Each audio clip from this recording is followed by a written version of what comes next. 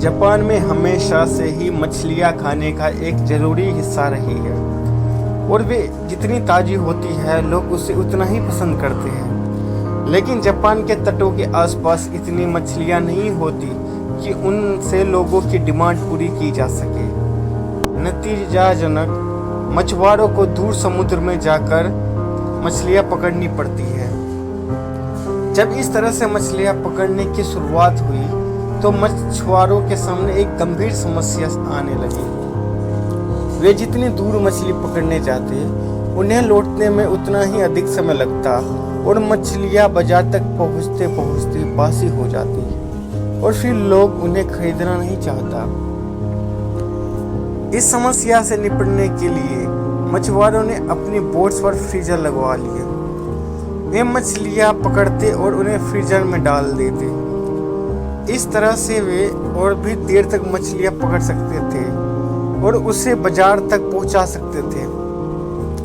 पर इसमें भी एक समस्या आ गई। जापानी फ्रोजन फिश और फ्रेश फिश में आसानी से अंतर कर लेते और फ्रोजन मछलियों को खरीदने से कतराते।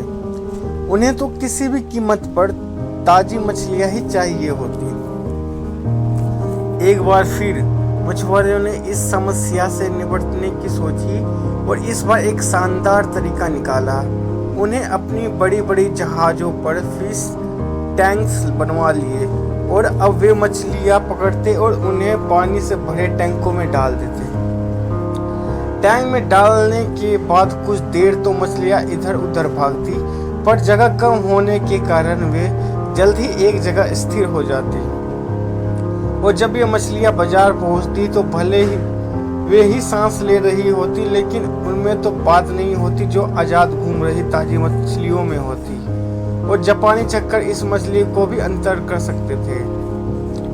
तो इतना कुछ करने के बाद भी समस्या जस की तस बनी हुई थी। अब मछुआरे क्या करते? वे कौन सा उपाय लगाते कि ताज़ी मछलियाँ लोग तक पहुँच पाती? नहीं, उन्हें कुछ नया नहीं किया। वे अभी भी मछलियाँ टैंक्स में ही रखते, पर इस बार वो हर एक टैंक में एक छोटी सी शार्क मछलियाँ भी डाल देते। शार्क कुछ मछलियों को जरूर खा जाती, पर ज़्यादातर मछलियाँ बिल्कुल ताज़ी पहुँचती। ऐसा क्यों होता? क्योंकि शार्क बाकी मछलियों के लिए एक चैलेंज की तरह थी।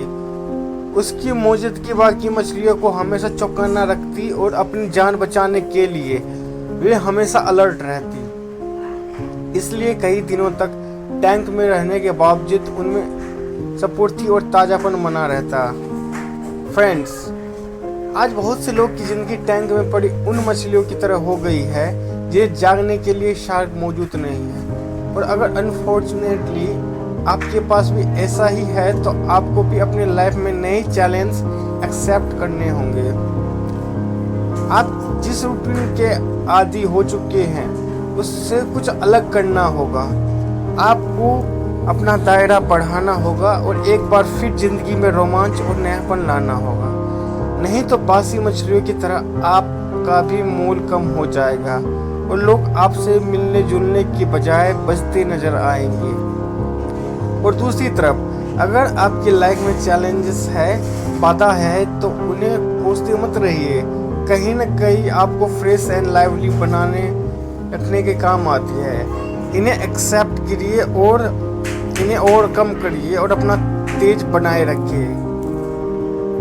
दोस्तों, अगर आपको ये कहानी अच्छी लगे तो प्लीज़ लाइक, सब्सक्राइब और कमेंट ज़रूर करें। धन्यवाद।